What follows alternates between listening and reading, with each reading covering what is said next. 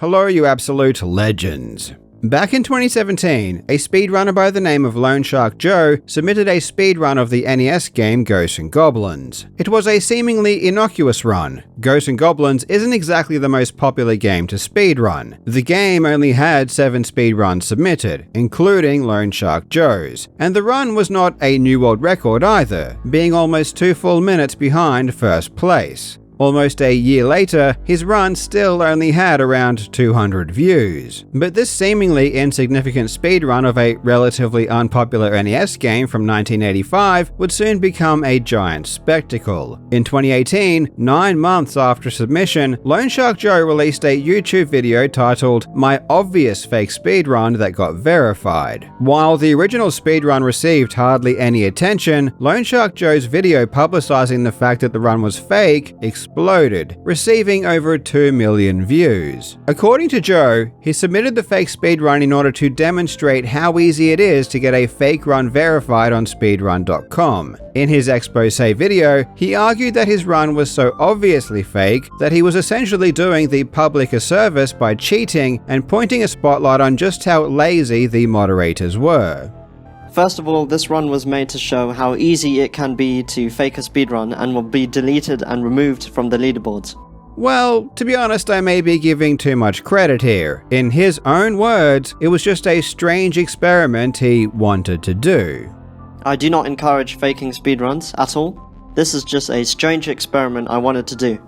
After releasing his video deleting his fake speedrun, in a shocking twist, Lone Shark Joe was permanently banned by speedrun.com, and he is still banned to this very day. It seems as though the speedrun.com moderators didn't exactly appreciate someone submitting a cheated speedrun, leaving it up online for 9 months, and then milking said speedrun for millions of views. For his part, Joe was appalled by the decision to ban him. From Joe's point of view, he was the good guy, and it was the moderator's fault for accepting his fake run. It doesn't make any sense. Alright, maybe I did lie about a speedrun, but don't they see that they're more in the wrong than me because of how silly they were to allow the most fake-ass run of all time on their leaderboards?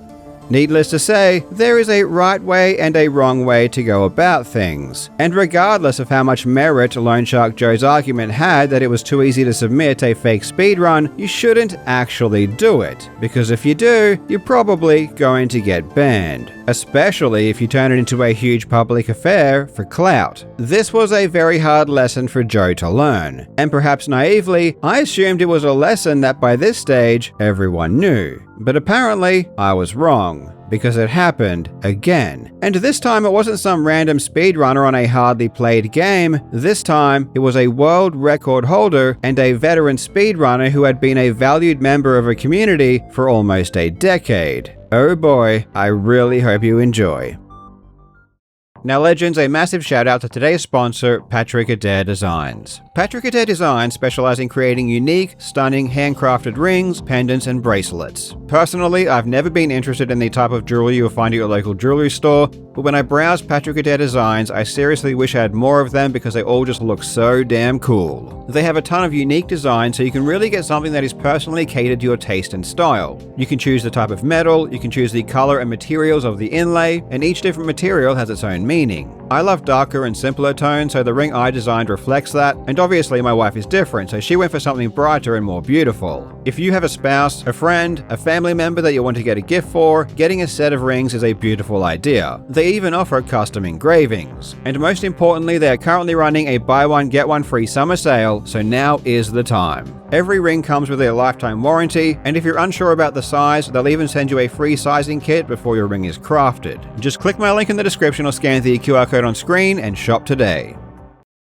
Spyro is one of the most beloved franchises released on the original PlayStation, and while Nintendo seems to be dominant when it comes to retro speedruns, with the likes of Super Mario 64, Ocarina of Time, and GoldenEye showcasing some of the most iconic speedruns ever, Spyro on the PlayStation does have a very healthy community. Meet Drashed. Drashed has played the entire original Spyro trilogy on the PlayStation 1, but really more than anything else, he specialized in Spyro 2, Ripto's Rage. He started speedrunning the game in 2017, and by 2018 he was already setting respectable world records. In 2019, he even represented the community at the European Speedrunning Assembly, which is essentially the European equivalent of Games Done Quick. This nugget of history is important context because Drashed was deeply embedded within the Spyro speedrunning community. Back in the late 2010s, he was streaming consistently. He was setting multiple world records, and he performed live on Europe's biggest speedrunning stage, where he would also meet up with some of the other Spyro speedrunners who are now also pillars of the community. Drashed even became a moderator himself. So it's safe to say that not only was he a world champion of the game, but he was also extremely trusted. Then in 2021, Drashed stepped back from the game. But he didn't leave completely. Any attention he did direct towards Spyro would be focused on creating tool-assisted speedruns. This is also important, because people who develop tool-assisted speedruns tend to be held in high regards in these speedrunning communities because they are often the people who really get into the weeds of how the game functions, and they are generally the people who make most of the new discoveries. So after 4 years away in 2025, when Drashed did return to speedrunning Spyro 2, he had almost an entire decade of history with the game and the community. This is likely why when he began to achieve new world records relatively quickly upon return, it didn't seem that unusual. Almost immediately upon rekindling his speedrunning career, Drashed had claimed the top spot in 3 of Spyro 2's main categories, including the any percent world record. When Drashed returned from his hiatus in October of 2025, his any percent PB was 8 minutes and 18 seconds, compared to the world record of 7:29 set by Spora in 2023. Within just 2 months, Drashed would beat Spora's mark, achieving a new world record of 7:27 on the 3rd of December 2025. By all accounts, this was an incredible comeback. As you can tell, the any percent world record in Spyro 2 is pretty short, and while it does consist of a few very difficult skips that require very precise inputs, it also contains quite a bit of RNG, particularly the boss fight against Gulp. In this fight, Spyro's standard attacks can't inflict any damage, so Spyro is reliant on weapons that are dropped from above by pterodactyls. For the first 2 rounds, the weapons that are dropped are the same, but for the last few rounds, each egg will hatch either a bomb, a barrel, or a rocket. Of the 3 potential drops, the bomb is usually the worst to get. The goal is to hit Gulp at least 2 times each cycle, and with a barrel or a rocket, as long as they are dropped reasonably close together, this is achievable in any order. However, with bombs, they can only be used to hit Gulp for the very first hit, and not the second or third. This also means that if all 3 weapons are a bomb, it is impossible to get 2 hits in one cycle. And beyond this, getting more than 1 bomb per cycle is a waste of a drop.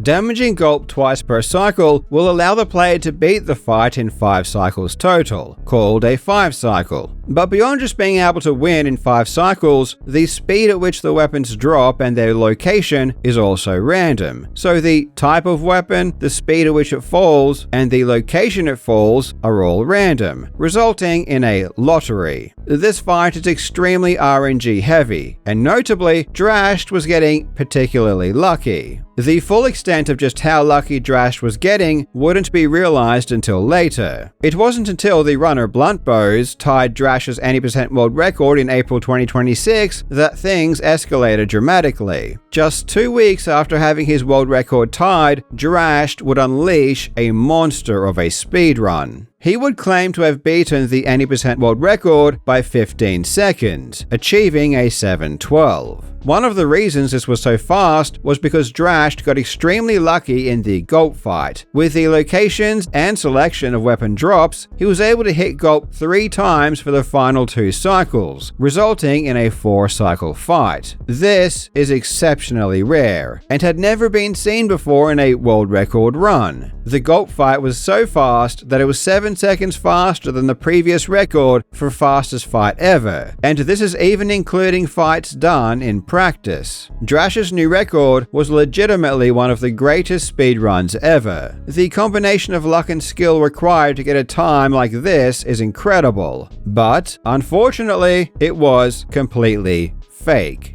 Just a few weeks later, Drash would upload a video to YouTube admitting that his run was cheated. But that's not all he said. Apparently, he also wanted to make a point, and the video he uploaded is one of the most delusional and insulting things I've ever seen.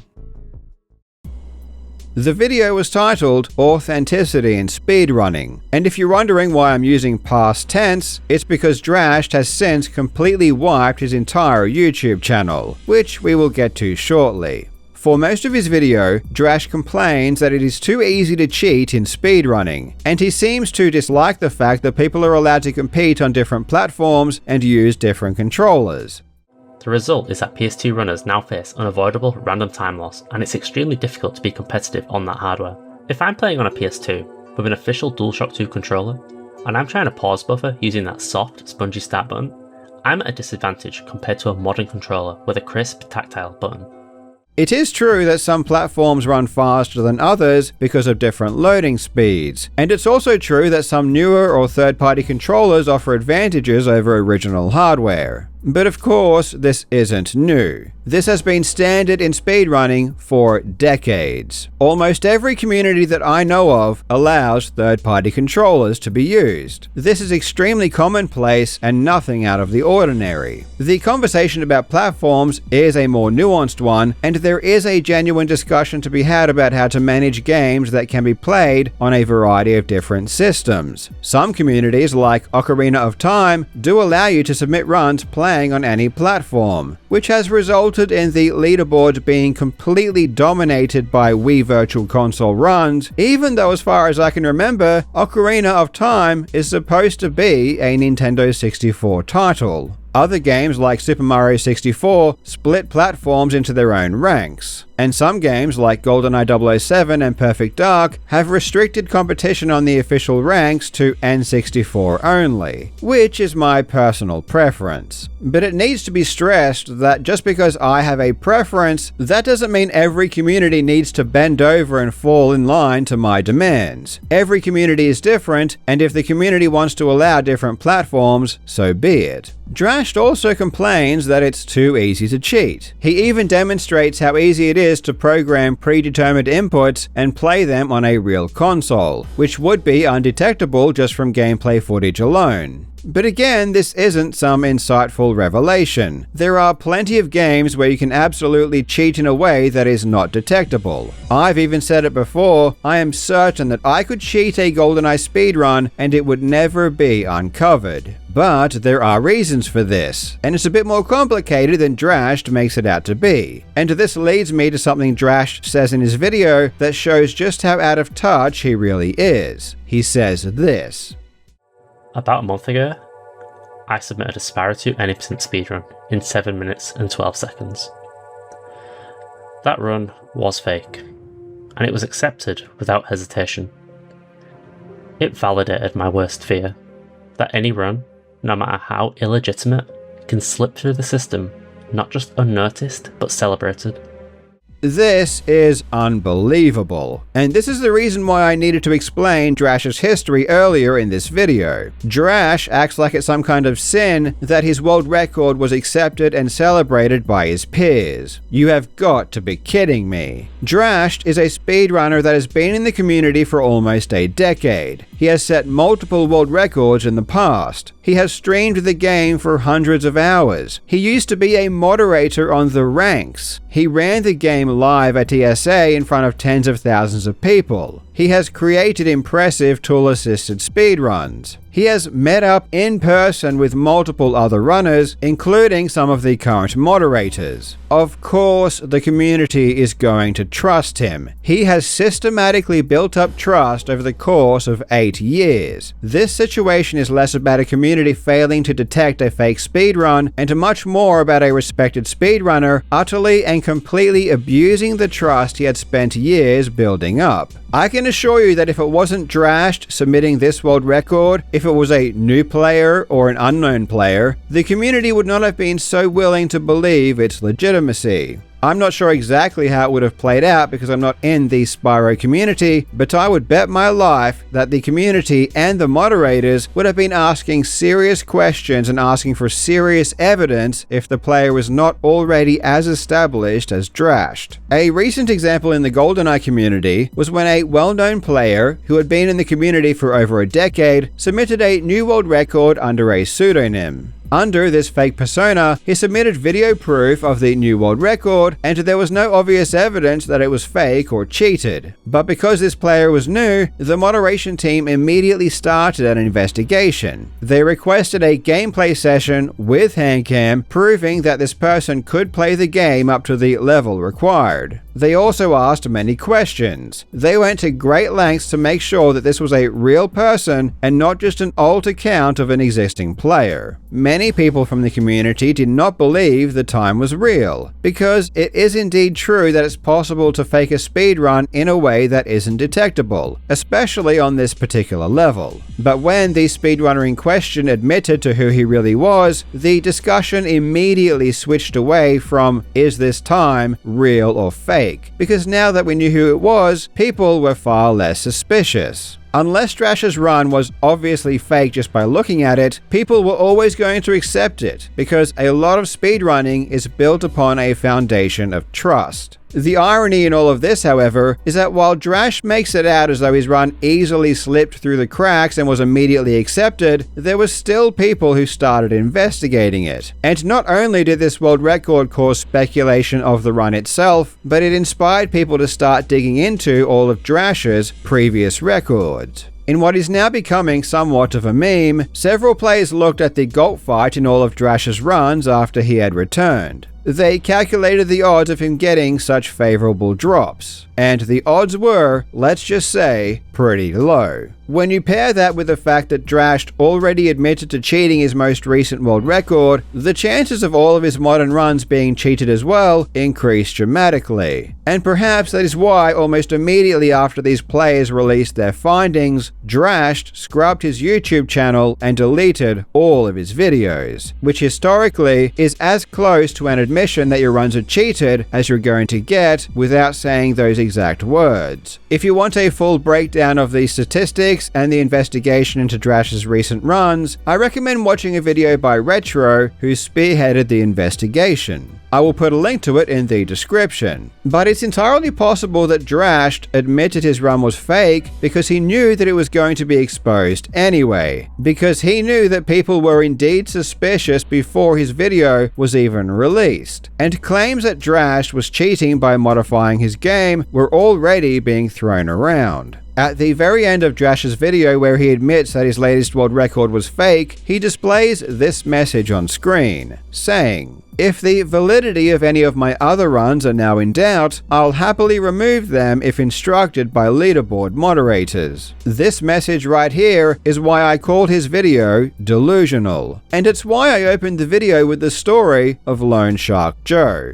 If there is one thing speedrunners hate, it's having their trust broken. I'm not entirely sure if Drash faked his world record and likely his other runs to make a point, or if he was just trying to legitimately cheat and is now attempting to make his faked runs look less bad after the fact by releasing this video. But this particular message implies that he thought he wasn't going to get banned. I mean, he is saying that he will remove his runs if there is any doubt. Brother, if you cheat a world record, you will almost certainly have every single one of your speedruns removed by force. It's not up to you. And that's exactly what happened. Drash got completely banned on speedrun.com, and his entire profile, including all of his submitted runs over the years, was nuked. 8 years of speedrunning history down the drain. Having discussions about how stringent proof requirements should be and advocating for higher proof standards is entirely legitimate. I have always said that low proof standards will lead to higher instances of cheating. But there is just no instance where actually submitting a faked speedrun to a leaderboard will do any good. In Drash's video, he doesn't even provide any useful suggestions. He just moans about what he believes to be inadequate rules, berates the moderators and the community for accepting his fake world record, and provides nothing of value. I can assure you that any top player in any game already knows how to cheat effectively. You don't have to actually do it to get that point across. Ultimately, this is just another sad story of a world-class player not being satisfied with enjoying his involvement in a community that by all accounts seems to be a really great group of speedrunners. Instead, he narcissistically felt as though he needed the attention of being the best. Whether or not Drash actually had good intentions, or if he just really wanted to cheat and then came up with some random excuse as to why he did it after he realized he was about to be exposed, will be left up to everyone to make up their own minds. Please let me know what you guys think in the comments. Thanks to Dayoman for having a chat with me, and thanks to Retro for providing me some more background information. Retro either has or will be releasing a more technical breakdown of this situation in his own video, so I will either link to his video or channel directly in the description. Thanks for watching, you legends. I hope you're having a fantastic day, and I will see you in the next video.